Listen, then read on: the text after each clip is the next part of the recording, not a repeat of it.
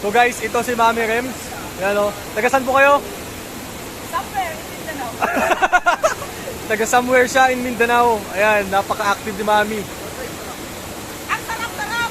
Nang? Init-init. Ang lamig-lamig. Ayan o. That's Mami Rems.